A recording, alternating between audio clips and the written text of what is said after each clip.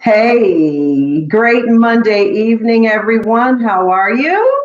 Welcome back to another great episode of Sisters Against Kidney Disease. I am your hostess with the mostest, Audrey Bella Langston. How is everyone doing? I want to welcome again, as usual, my regular guest, my new guest. I want to welcome those who aren't really sure what's going on here, but they're like, I'm going to check this out anyway. Welcome. This is what I do. This is about enlightening people on kidney disease and also general health and wellness. So it's a variety. And even though it says sisters, it's for the men too. Don't even think that it's not. We love you guys. You guys deal with the same issues in kidney disease that we deal with. So I'm really happy that you're here with me this evening. So we are already mid-November. How about it? I remember when the 1st of November seemed like just yesterday, and here we are almost at Thanksgiving. So I know there's always just a multitude of emotions going on when we get really close to these major holidays, Christmas, Thanksgiving.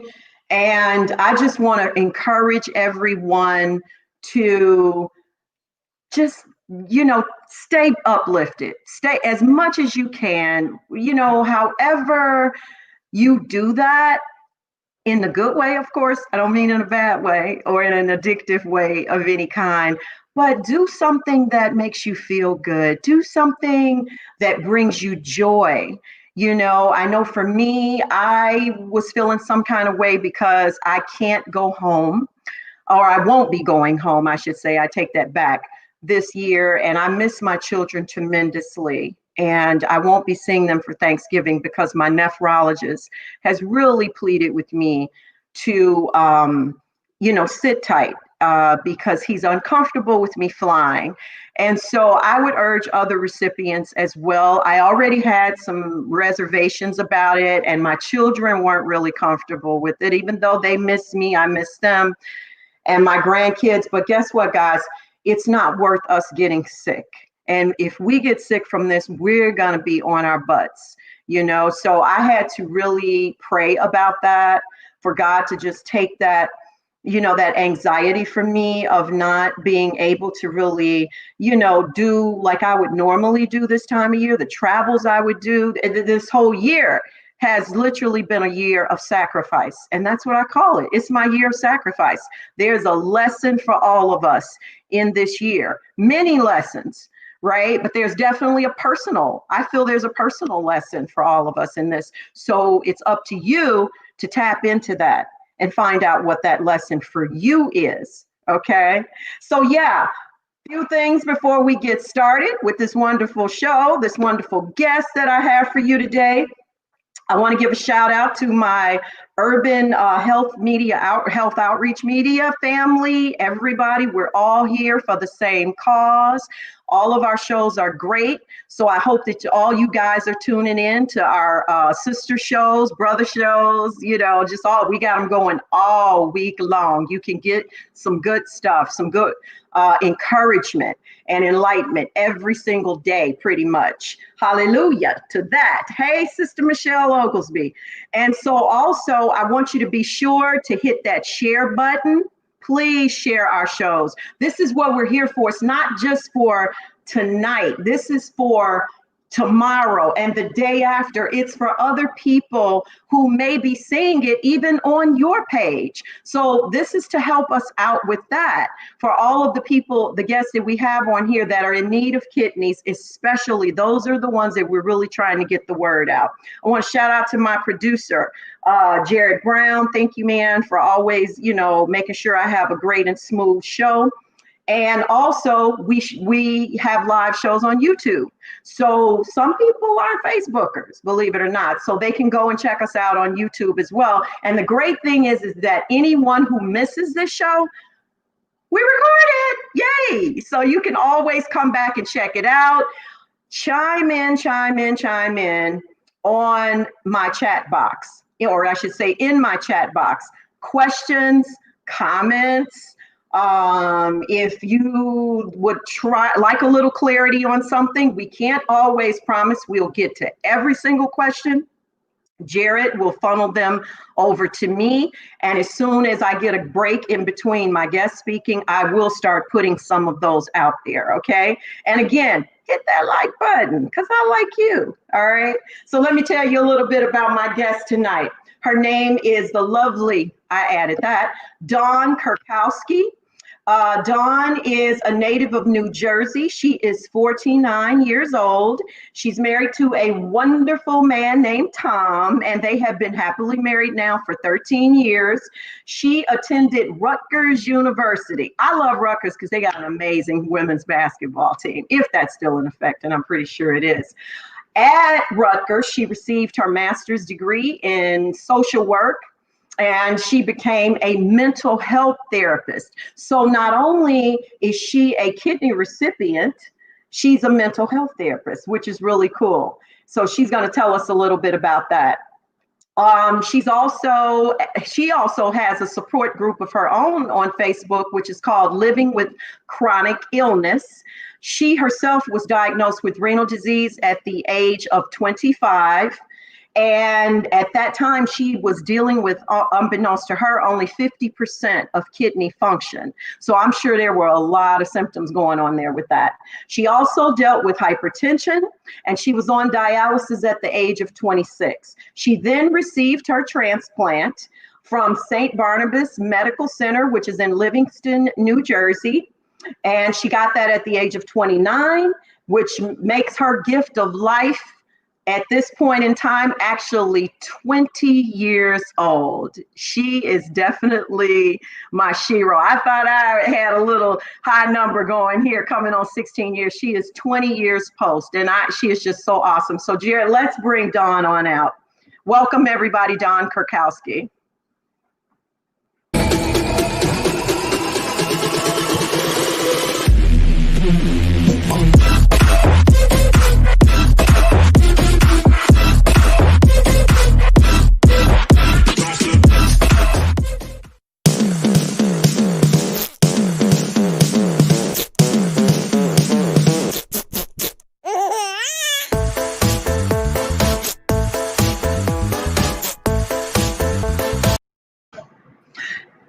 Hello, Dawn.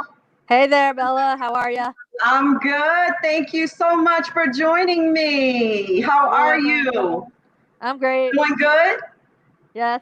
You look awesome as always. Yeah, you are, girl. You are just the epitome of just this great personality all the time. So you know why you're here, and I am very excited about that. And thank you so much for agreeing to come on my show. And I'm sure all my guests are just really anxious to start hearing your wonderful story. So I am going to start out with just asking you to share with my audience how your ordeal began, your journey with kidney disease. Okay, so I'd like to go a little bit way back because when I was in college, about 20, I had hypertension, Okay. and I didn't know what that even would do to my body or anything. And I was given medication, and then because I'm as young and stupid, like most people, or let's just say young and ignorant, I stopped taking the medication. I took it for a little while. I tried some, tried to have a reduced sodium diet, but that's pretty hard in college, So I Hmm. was actually very lucky because then my dad helped me to get, off the regular food plan and use the money to go food shopping so I could eat a little healthier and use my grandmother's recipes. So I was doing that between 2021, which really probably helped me to stay a little more stable. But then when I graduated, I was back to the doctor, and I found out that I had only 50% kidney function when I was about 25. And I said, how long before I need dialysis? They're like, well, we can't really tell you. So they stuffed me with a whole bunch of other prednisone, which let me tell you is a beast. Oh yeah. Oh yeah. Made blood sugar high, made me bloat out. To me, I looked terribly fat back then, and Hmm. it was just terrible. It made you moody, all kind of stuff. But I then, heard. yeah, but then we stopped that, and well, there went the kidney function. And when they said you got 50% of each one, I said, well, like I tell people, is like, okay, 50%. Does that mean I got one kidney? Doctor goes, no, you got 50% of each one left. Like, I was kind of clueless in my 20s, as aren't we all a little bit about life? I mean, yeah. So yeah, I guess it really began there, and I started dialysis at 26, and I started out with PD dialysis. Mhm. So I was Now on that that's, for if two I and a half. might jump in, that's a bit interesting. Very seldom do I hear anyone say that they actually started out with PD. Most start out with hemo, and from back, I can only say when I began dialysis, PD isn't something that's really encouraged. There's a lot of dynamics, a lot more dynamics involved with that. So tell us a little bit about that. Well, basically, I had a kidney doctor who said to me, "Which one do you want?" And I looked him dead in the face and said, "Neither." Right.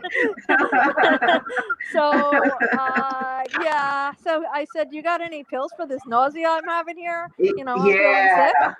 So he gave me something called Reglan. Of course, it turned out I had a bad reaction to that, which was like torticollis. Torticollis, which is like Tourette syndrome.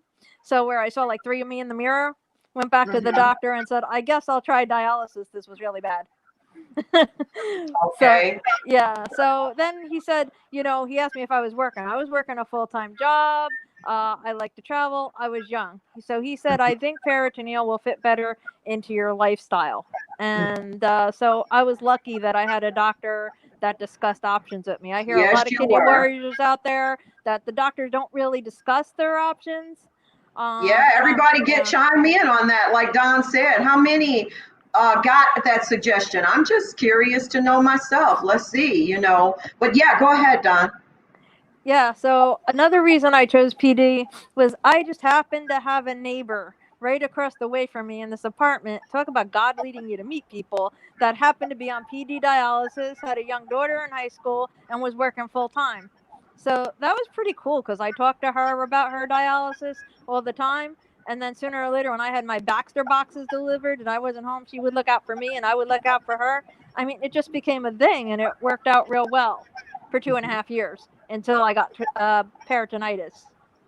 Now that can be extremely dangerous. That's an infection of the peritoneum, and that Mm-hmm. can go through your entire body. Now, I know I was urged to be very careful with the cleanliness and handling of the tube, the Mm-hmm. abdominal tube, because they said that's where that kind of, starts. So, do you know how that manifested with you?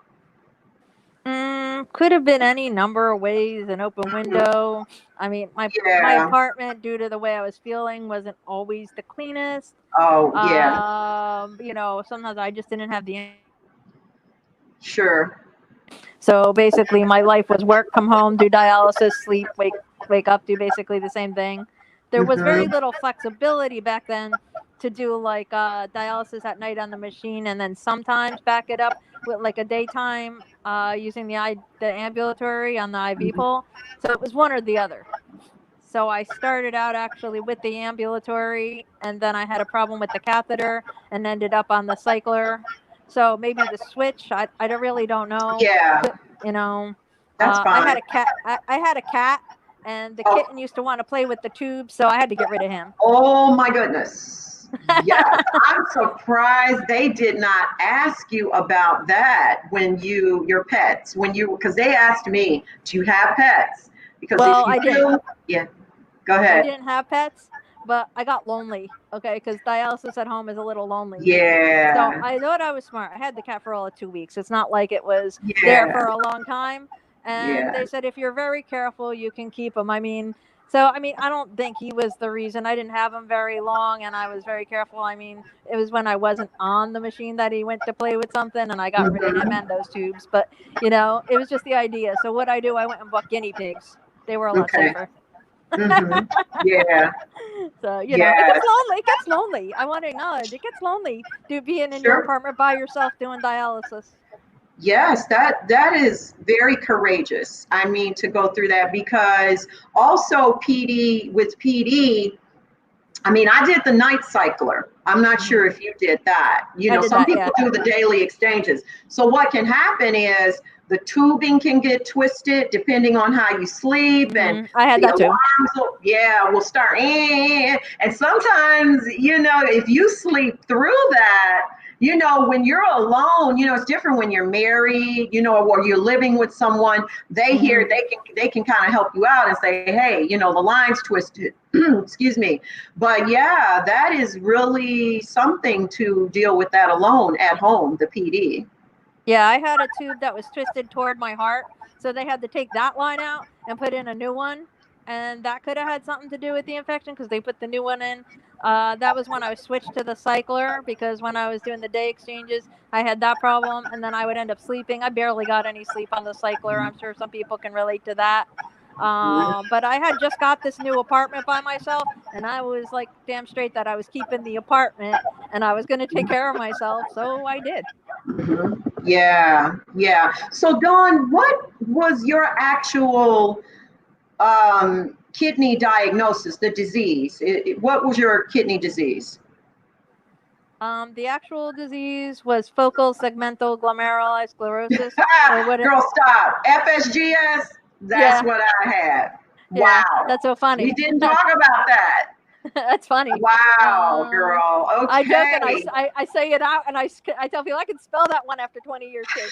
Yeah, it took me a while to learn. And when I say it, when I'm doing speaking engagements, people go, "What did I you have doctors say?" that do that. It's Yeah. funny. How did you learn to say that? I'm like, because it's a part of you. You need to learn how to say it. Of course, so that's Uh, why they even short term it FSGS. what But choice did I have? wow, What choice did I yeah. had? I mean, my mom had it too. So, Oh, she did. yeah, Okay. but I got it first. I got it first. She went to give me a kidney, and that's how she found out she had it. So me needing one Shut saved her life. up. Yeah. Wow. Were you guys having it? Were you having any symptoms, Dawn? Because 50% function is getting pretty low. That's half of your renal function. Even if it is, you still got both kidneys. It was seen that there should have been some symptoms you were having that you could have possibly been ignoring. For me, it hit me just like that over a weekend. I Well, got really basically, sick. yeah. Well, toward the end there, like I said, I had the nausea and the not feeling like eating, and I was very irritable. My Aunt Rose is probably who I invited to be on watching this broadcast. Hmm. She had taken me toward the end there to like a fair in New York City for an Italian feast, and I was totally irritable, and that's not my personality, as you can see. And Absolutely. that's when I really noticed. And I got a lot of leg cramps But, Mm. I sort of wrote those things off as, oh, maybe there are other reasons. I guess I was kind of in denial. I didn't really walk around thinking about it. I was like, there must be some other reason for this. Maybe I'm walking too much, taking too many trains. And I don't know. I made an excuse up of everything you can think of to basically why I had these other things. I was too young. I was like, nah. I don't know. I didn't know what that meant. I didn't know what the Mm-hmm. symptoms were, so it didn't match in my head. I But yeah, see. I guess I had those things, and I had a period where I didn't have blood work, and then later found this out. So I was having the leg cramps, I was having the hypertension. I had no idea what was going on. So there Yeah. was this block of time where it was like, oh, really? That's what's Mm-hmm. causing my problems? Oh my God. Mm-hmm. And then, and the thing about it is, we know too, with regard to the hypertension, we know that's, you can have that for literally years and not Yeah. know, and which is why they call it the silent killer. So you could have had that for a long time and not even known it.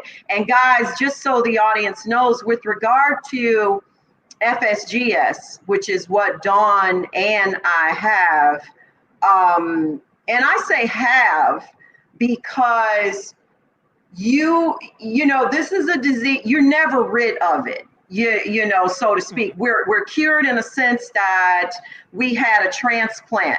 However, the unfortunate thing about this particular disease is it is said that it can come back and attack the transplanted kidney. But I rebuked that a long time ago. And I know my girl Dawn did too, because she is 20 years post and I am coming up on 16. So we already talking about Awesome. Congratulations. 36 years of transplantation. Okay. Right. So, right. are good, but it's just good to know that is the really downside to FSGS. And I'm sure you were told that as well, Don. I wasn't told it initially. Oh, I guess they didn't want to. I guess they didn't want to scare me. yeah. So I went back to my doctor, like 18 years later, and said, "Hey, like I heard this thing. What is the chances of my FSGS coming back?" So what my doctor basically told me was that if you haven't had a rejection episode and you're now like, I think it was like 18 years out or something by now, and we haven't seen any signs of it, then chances are you're probably pretty good. The higher the Okay. chances are with you if you have more rejection episodes over time, and I've not had one, luckily. Mm-hmm. Mr. Underwood, you had a question a moment ago as well. We'll hold that one on dialysis. Right. So FSGS, as Dawn said, is actually called focal segmental glomerulosclerosis. And with regard to the disease itself, that is the scarring of the glomeruli. Okay. And what happens is over time, it starts to harden and harden and like sclerosis of the liver. And so that's the slow deterioration of the glomeruli. And to eventually, what happens is the kidneys literally disintegrate. They shrivel up to nothing. Correct. The last test my doctor did a couple of months back, he wanted to check my native kidneys. And I had the test. And when I came back for my follow-up, I said, you don't even have to tell me the results. I already know what they are. I had one. And he goes, what are they? I said, I'm sure they're pretty much shriveled up by now to nothing. He said, yeah. Yeah. I don't know why they do that. We already know. Come on, Bella. We know. But that's good that we know. That's called being your own best advocate. That's called learning and educating yourself on what's going on with your body. Because if something else comes up, you will handle it a lot better. You can process it, you know what I mean, a lot better. And I would say, Dawn, that you, I know that, again, let's talk about your, you being a social worker and tying that in with your disease. I see that as a plus with what you ended up going into, but tell us about that. Well, okay. So everything ties in together to what I ended up doing. Um, One of the main reasons I became a social worker is because when I was going through kidney disease, I had a social worker pre-transplant, post-transplant, and while I was on dialysis, and I had some of the best social workers that one could imagine. And one in particular said to me, "When you get transplanted, what do you want to do?" I said, "I don't know, but I think I want your job because I really appreciate how you helped me, and I want to help other people." So, That's good. yeah, so I actually found that social worker lately. She still works at the same hospital, and I reached out to her 20 years later to say hello, which was pretty cool. Mm-hmm. And I wanted to say thank you to her. So yeah, so she encouraged me highly, to do something I would enjoy. So here I am later on. A lot of Mm-hmm. things led to this. Yeah, a lot of things led to this in my life, wanting to help people, and even going back, to my childhood, wanting to help others. Just to be there for other people. I'm glad in a way that I have these things to share, Mm-hmm. because kidney disease, I use my resources to help other people. I have eye disease and other issues, and every time I gain a resource, I share it with my clients or other people to help them. Mm-hmm. Mm-hmm. That's awesome. So, here's what I'd like you to share, Don. I just loved our conversation, that we had over the phone, and it afforded me the opportunity to learn so much more awesome things about you and some of the things that you're doing to help the community out here, and also some of the things that you have endured in your life since that time. And I would like for you to share with everyone. There was something that you described as your God moments, regarding, you spoke of an aunt, you made a very profound statement about connection of purpose. I like those three words, connection of purpose. Can Hmm. you share with everybody, break that down a little bit for everyone? Yes. So one of the things when I talked about that with my Aunt Rose is when my Aunt Rose was really sick. She's like a sister to me, and we're really close. So I felt really sad when she was actually so sick because she was depressed and she lost a lot of weight and she nearly died. So I was helping to take care of her, but meantime my kidneys were failing. So I was like caregiver to her and had my own kidney disease. I guess that's another reason why I didn't think a lot about my kidney disease, but I did then. And I wrote a letter to God and I said, "Dear God, if you help me and help her to get better, I would certainly not mind if you let my kidneys just continue to go, and I'll be fine because I know that if you let Aunt Rose get better, she'll be there for me, and it will just be great. And I know that I'm there for her, and God, so if you could just help us out, it's okay if I get sick.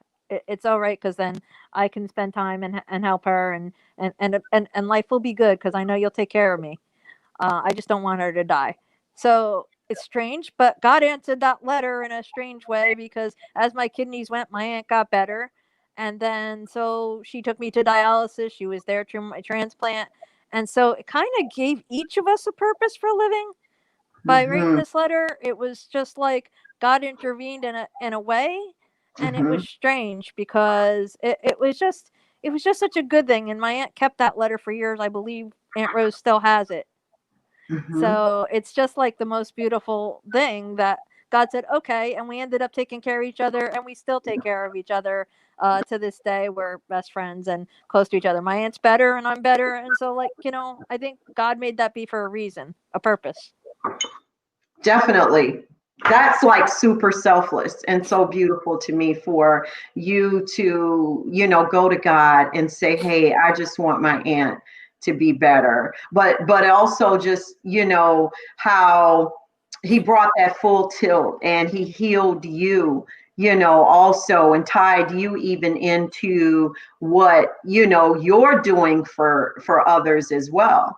So all of that, and that's how I feel about that. I feel that when we go through this and get through it, and also I feel it's depending upon the attitude that you have. You know, Mhm. your attitude has to be right to really help facilitate your healing. You Mhm. know, and I know you and I were kind of talking about that too, how important, that is. And we even kind of discussed how, sometimes it makes you wonder if there had been times in our lives where that could possibly have even, I won't say caused our kidney diseases, but kind of affected it, because the mind is a powerful thing and it works in conjunction with the body.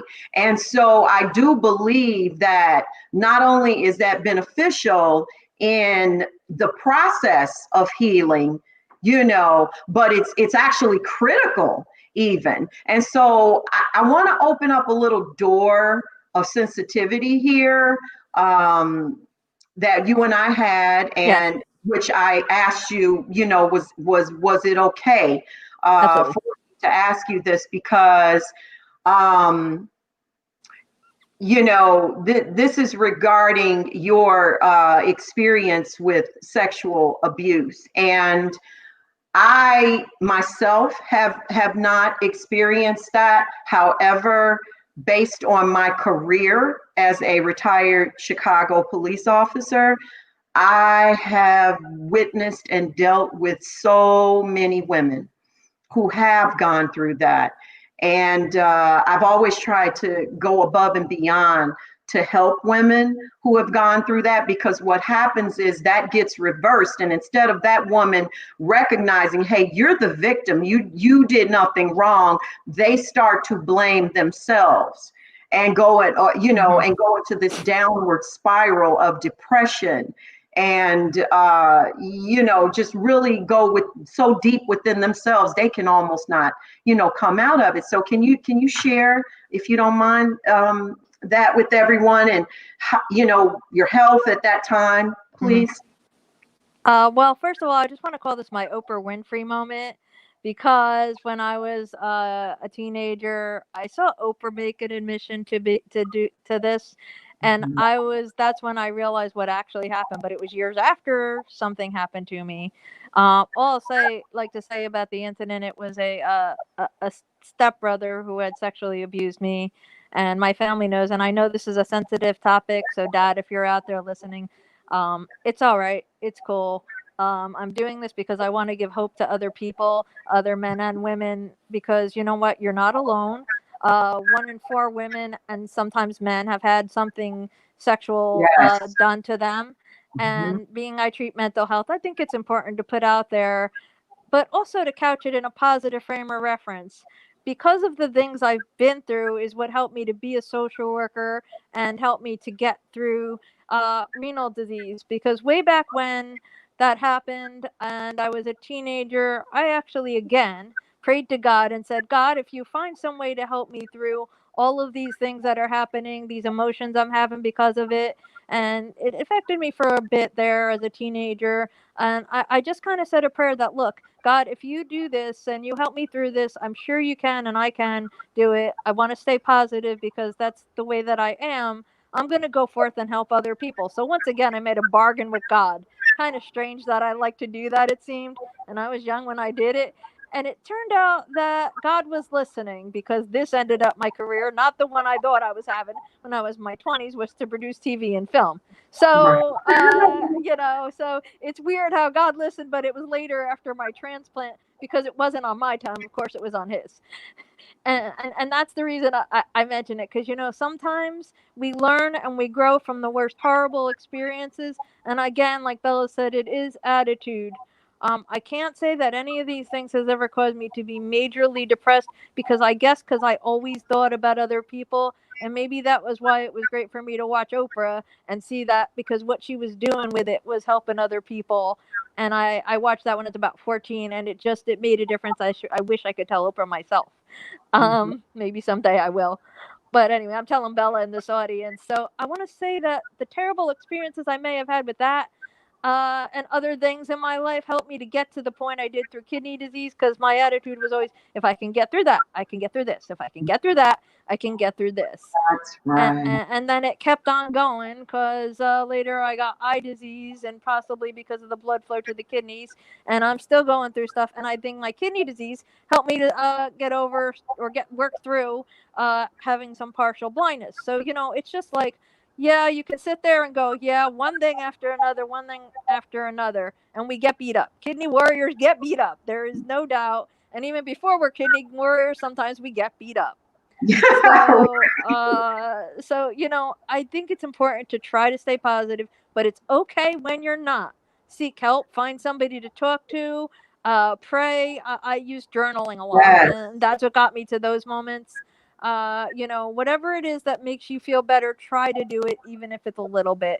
Journal, write, share, talk to somebody. It's hard. Yes. But And speaking of which, just based on that, and just the trigger for me, just when you said journal, I'm a big journaler. I'm running out of places now on my bookshelf for my completed journals, which is a good thing, because it shows that I journal a lot. And there's always scriptures in my journals, because I do have a relationship with God, and I know He is my source for overcoming, and triumphing, not only over my health issues, but just we still deal with we deal with other everyday things and situations, with loss and relationship issues and such. But speaking of the journaling, I want to share with everybody and have you back that up with regard to the fact that you are in the process of writing a book, and it's called Blessed by This Curse, which I think is a great title. So tell us about that. Well, it's because you can look at kidney disease in two ways. Like I said, because other things have happened that the results ended up in a blessing to me that I could share with others. It's the same thing with my renal disease. Really, after going through it all, I'm really blessed. I want to make a shout out to somebody on here that's part of that blessing, because my friend Jean Syme, who I know is going through a lot of grief because she lost her sister from COVID, and this year also lost her father. And talk about going through a lot of suffering. And I want to say you're always in my prayers, Jean. Just want to tell you I love you. Hi, Jean. Sorry for your loss, dear. And I know you'll get stronger, but it's just, I know it's going to take a lot of time. So here for you. Anyway, so I was saying about the book. So I chose that title because, we get a lot of things in our life we can consider a curse. And yeah, you know what? It's terrible. Like I said, it beats us up. But I've met so many wonderful people, so many people that are watching this program right now. Everybody through Urban Health, Jean Syme, as well as Brenda E. Cortez of Hal's Heroes, and just I can't even name all the people. Jared, all of you at Urban Health, Steve Belcher. I mean, just so many people. Jonathan Trailer, and I just think it's wonderful. And even before that, the social workers, the doctors, the other patients. I mean, I am seriously blessed by learning resources and meeting people and being able to share this story, that it's just become a blessing instead of a curse. And that's why I think it is in my heart. And if this didn't happen to me, I don't know what my perspective would have been like. I would have been just a normal, average Josephine. And well, I don't like being average. It's pretty boring. What's average? That's no fun. That's right. I agree, Dawn. I agree with that. And so I happened to see a comment pop up that I wanted to comment on. And Jared, it was from Jen, Jen. I'm assuming that's how she pronounces that. Jen Benson. All right. Jen Benson, right. I didn't catch her last name. I was able to jot down her first. And she just made a statement. Yes, I so agree with that, Jen. Surround yourself with the support system. And I'm glad she said that, because I like to always hammer that in, because it's really critical also to the success of your healing process. And even before your healing process, just leading up to the point of transplantation. However, not everyone has a large, not so much just large, but a family, a supportive family, and which is very sad, but it is also a reality. True. So I just want to say, and I'm sure you would back me up on this, Dawn, for those who do not, you are not alone. That's where urban health comes in. That's where we come in, all of us. That's why we're here, to support those who may not have that support. We've had many chime in on the shows who said, I am just so grateful that I found you guys' podcast, because it's really made a difference in my life. Right?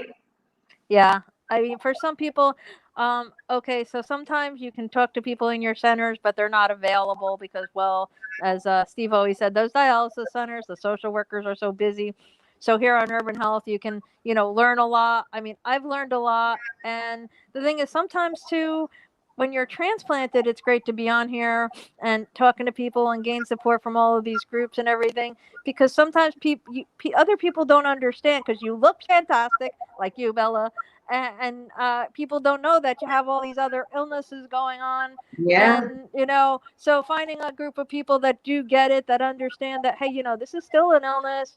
I mean, diabetes was from my prednisone from the transplant too, so I got hit with that whammy. But like I said, it's all okay. It's fine. I'm doing what I'm doing. And but so it's good to have that support, because after a while it could get lonely after you get better, because you're not always 100%. And so I want to reach out to people who might be thinking, oh yeah, my day was okay, but if it's not okay, you got some people to talk to here. Absolutely. And here's another little nugget for the audience, and now this may vary from person to person. I get asked a lot, how is it being so far out post-transplant? And meaning, and what they were asking is, are you just like always great? I mean, just, you seem like you're always great, and I'm like, well, yeah, I was going to ask you, do you get the same thing? And I say, you know what? In relation to my transplant, and my labs, yes, for the most part, I'm great all the time. The labs are really good. Nice. However, I do try to work hard to keep my body in shape, for one thing. You know what I mean? Because one thing about it being further post-transplant, other things can arise, such as diabetes. It's the meds. It's that Prograf, that little beast Prograf, right? It's the medications that can give us also long-term side effects can come up. Would you agree with that, Dawn? Yeah, I'm on a few different ones, but yeah, I've had my share. I'm on Neuro, prednisone, and Rapamune or rapamycin, which there aren't too many people on that third one. Reason being is because it could increase your white cell count and add blood and increase your blood sugar. But I actually did really well on it, which keeps my Neuro lower, because I have a very fast metabolism for Neuro, so it doesn't show up in the blood work. And some doctors have been very surprised. So yeah, blood work wise, I'm doing pretty good. Sometimes I have peaks where it gets high, but I think we have to watch our bodies, because like you said, so many other things could happen. Bone disease from prednisone, that one's a beast as well, like I said. But you got to watch other things too, and try to keep all the rest of your body in shape, for two reasons. First, for you, and secondly, if you are a registered donor, hey, you know what? If other parts of me are still good when I die, I want to give them away too. I can't do it while I'm alive, but hey, you can still register to be an organ donor even if you have a transplant. Yes, definitely. I'm glad you put that out there, because it's so true. Oftentimes, a lot of the recipients think that they can't be donors because they are a recipient. So not true. Can still be a donor. Obviously, no kidney can be retransplanted, but again, it's great to keep ourselves in shape for our own health and also emotional health. Let me add that one too. Oh yeah. Because there are days I have just out of nowhere. I call them my where I need my recharge, my highs and lows. It just comes. It's just like what it is. And I kind of talked to my doctor about that. And he said, yeah, that can happen, with recipients, again, a lot of these things are centralized around our meds because some things in us get depleted. Yeah. Right. So definitely. Mhm, mhm. Yeah. Sometimes you get like, you can't focus or you're just extra tired Yeah. or like so lately with the COVID, we're all online for my job giving therapy and it's very exhausting. But you got to Mm, remember to recharge your batteries when you're helping other people for sure, right. to take care of yourself, find a hobby, do something relaxing, Right. spend a little time offline, whatever. Just very important. Mm-hmm. Find support. I do have Mm-hmm. a family that it's small, but I have supportive family, which is great. My wonderful husband, like you said, Yeah, Tom. and my Aunt Rose and my dad, and That's great. some other people in my family. It's small, but it compensates for the new family I have with the new friends I made because friends are the family you choose. That's So we got right. some. So we got some right here that And are we going to help. definitely all have something in common. There's no doubt, about that as well. Hey, Jared, can you throw up questions, comments? I want Dawn to be able to see. I know we've really been into the interview, so some things we caught. Stephanie, hi Stephanie. No Hi, Stephanie. support. Glad to have found this site. Just diagnosed. Oh, God bless you, Stephanie. We're here for you. I'm so glad you found us as well. Me too. And just remember, you're gonna be fine. You can have anything you want to say to her as well, Don. Yeah, if you want to message me or friend me, Dawn Kurkowski, you're welcome to it. And, I'd be glad to listen to you and be supportive. I have a group, Transplant Experiences, if you want some more information. I would definitely check out groups by my friend Jim Myers, who's part of American Association of Kidney Patients, Transplant Journeys by dot com. Uh, Jen Benson, please correct me if it's .org or .com. Transplant Journeys is a support group. So there's a lot of other supports out there as well as this. And certainly, please join. Glad to have you. Yes, thank you for joining, Stephanie. Same here. You can always connect to my page. And when you connect, that's another thing. When you connect to one of us, you're going to kind of be connected to us all in a way because, we're all a part of the urban media family. That's Tom. Hi, Tom. And Jonathan, I was sent home on antivirals only, no steroids, and I did breathing treatments. I'm happy Yeah. for you, Jonathan. Yeah, you're doing your thing out there, brother. Doing good. Doing good. Yeah, that's good. So, so I guess you know what, girlfriend, you have just been a just whirlwind of wonderful and positivity. And is there Thank anything you. else that you would like to share with the audience that if I may not have asked? I was trying to cover everything you and I had, talked about one-on-one. And I generally always throw in for my last question for my guests is what's the best advice you could give for those waiting? But also, like I said, if there's anything that you would like to share that maybe was not shared, please feel free. You got the floor at this point. So I'm gonna answer that other.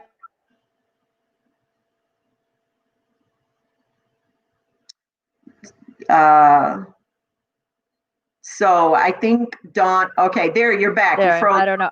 I don't know what happened. Uh-huh. I want to say one of the best things you can do is don't give up. Mm, And to pray, like said on a couple other shows, to pray for the right kidney. If you do have a belief in God, pray for the right kidney, because sometimes that's the right. person that you think is going to be the donor isn't always the donor. That's how my mom found she had kidney disease. My aunt couldn't do it, but it turned out the deceased donor was supposed to be the right person. I had to have the kidney of a 19-year-old young lady. She was 19 when she passed, and I've now gotten to meet her sister on Facebook and know a little bit about her and the family, which was a second miracle. So, have hope, don't give up, keep praying, find support. And while you're waiting, don't sit there and think about it so much. If you're having a good day or even a good few hours, do something you like to do, or find a Mhm. hobby, or call a friend. Do something. Or if you need to sleep, just sleep. Don't feel bad about feeling bad. A lot of people feel guilty or feel like they're a burden or feel like they're useless. You know what? Don't feel bad about feeling bad. It's okay, because we're here for you, whether you feel good or bad. And you know what? Call people even when you're feeling bad. Somebody said, I don't want to call my friends because, I feel bad and I don't want to bring them down. We care about you. It's okay. Reach out on the bad days. That's what we're here for. Right. That's what the people at Urban Health are here for. Like I said, I am a mental health clinician. So if somebody wants to talk a little and they need resources in their community, no matter where Mhm. you are in the country, I could probably help you find, a professional therapist if needed, or if you just want to chat for a couple minutes. Even if you're not in this country, go ahead, PM me. It's all right. I do this. I like doing it. Amen. So I think I was supposed to be here to help people and to, do this. So again, this journey has come in a lot of full circle. So that's why I want to share. Absolutely. And that's great advice. And I would only add to that something I always say. I found the greatest remedy for pulling back when I would deal with kind of, and as I always described it, pulling myself out of a funk was to take my mind off self and put it on others. Mm-hmm. And when I did that, and then of course, number one, being through prayer and my relationship with God, but when I did that, that just opened up a whole entirely different world to, to wellness, to emotional wellness. And you come to realize that the little things that you think, the problems that you're having, there's always someone who has bigger problems. Mm-hmm. And Mm-hmm. you start seeing that. And it's not that you like, hey, yes, I must up. It's not about that. Nah. It's that you get this, God just kind of puts this awakening on you to say, really, come on. Okay, you got this little, rift in your life right now. Well, look how bad this person has it, and they're not even complaining. So that's the thing, and in conjunction with everything else you said, I so agree that is the greatest remedy, and I'm sure you guys in your field Yeah. talk about that stuff all the time. Yeah. As Well, those well. people I find to be my heroes. I call them my heroes in kidney Mm-hmm. disease. When somebody's had it worse than me, I kind of feel like, you know what, you have had it worse than me, and I'm thankful for everything I had. But you know what? You're my heroes. If you've had it worse than me, then you know what? You're my heroes, because you know what? If you can do it, I wake up and go, I can do it too. And even a Mm-hmm. hero needs a hero. So if I Mm-hmm. inspired That's somebody right. out there, I find that others of you really inspire me. That's why I love when people are sharing their stories. And I love Mm-hmm. listening to these broadcasts at Urban Health, because you know what? We are all family. We all have this thing in Right. common. And you know what? We could all be each other's heroes.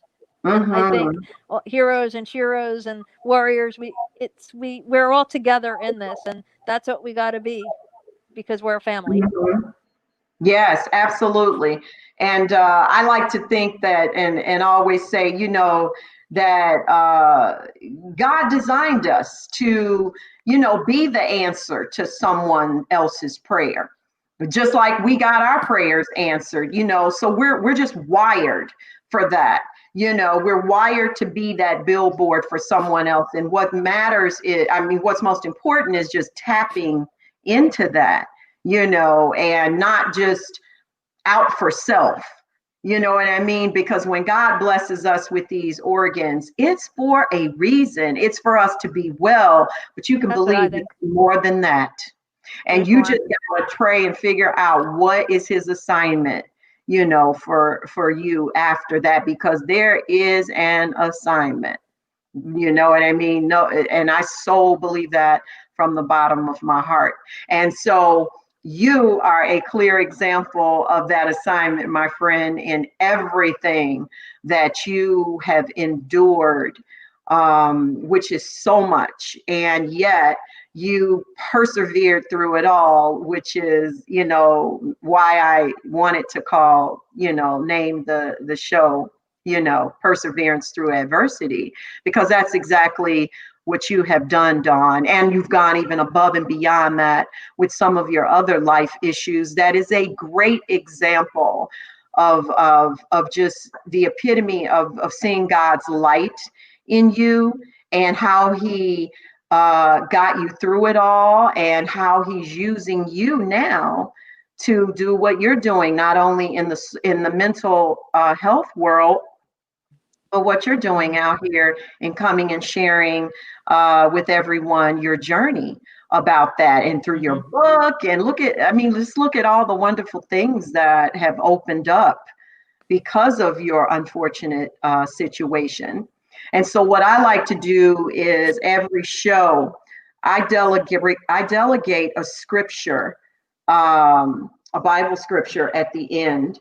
And I think about, that person who is the guest, and what scripture I feel mimics, their life to me. And so when I thought about you, I thought about going back to the old, the not the New Testament, but the Old Testament, in Lamentations chapter 3, verses 22 through 24, which says that your steadfast love of the Lord never ceases, because your love never ceased for God, which is why I feel he got you through what he did.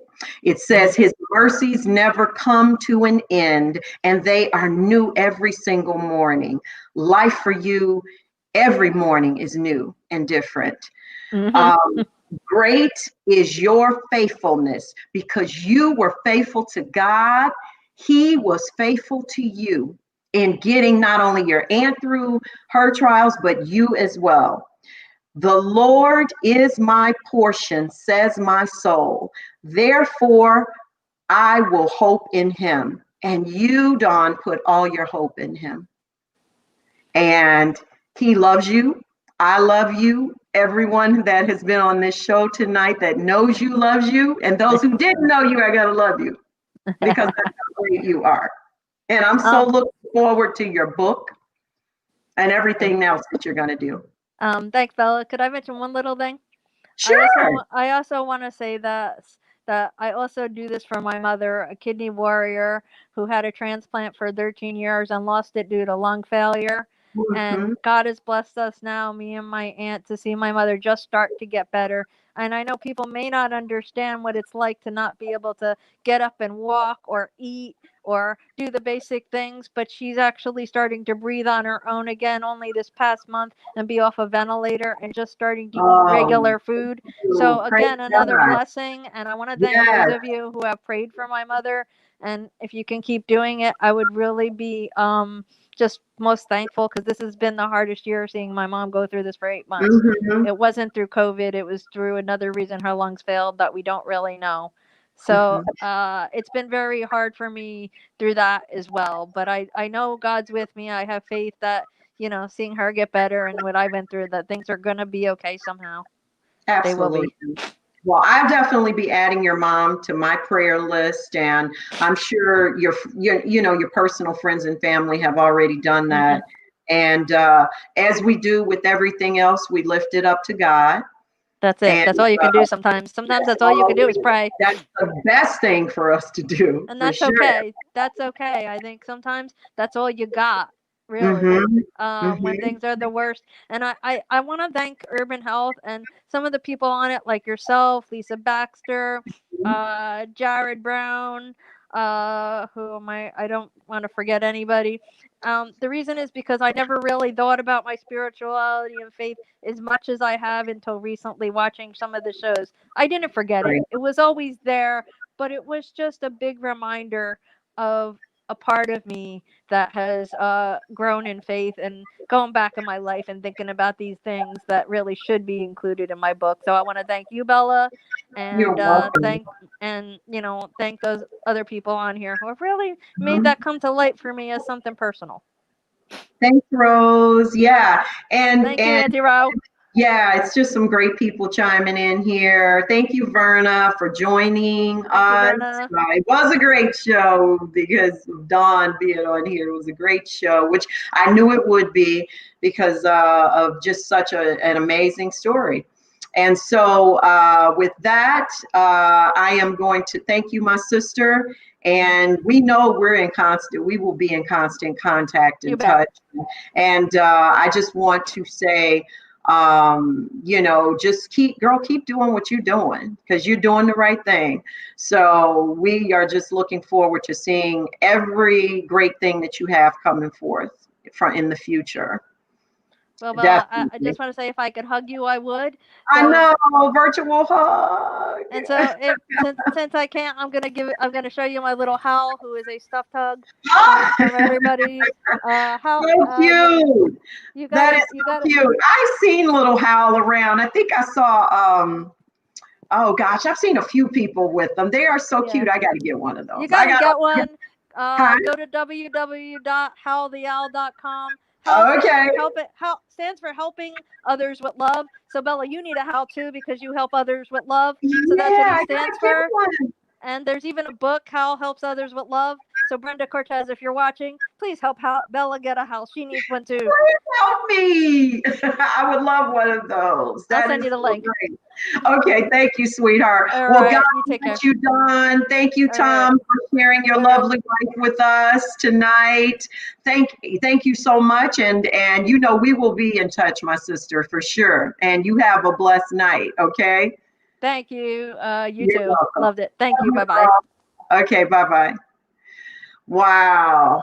Man, I am just so fired up about just how amazing Dawn is and just God, just for her strength, like I said, just the strength and perseverance and love that she has within her. You could just see it, just this light in her. And so I just can't wait until her book comes out. I know it's going to be a great read. I just want to say to you guys, I just want to say again to you guys, rather, thank you so much for joining Sisters Against Kidney Disease tonight, for supporting my show, for supporting me. Thank you so much, Jen. I love you. Thank you so much for all of you who, again, if it's your first time, I do hope you'll come back.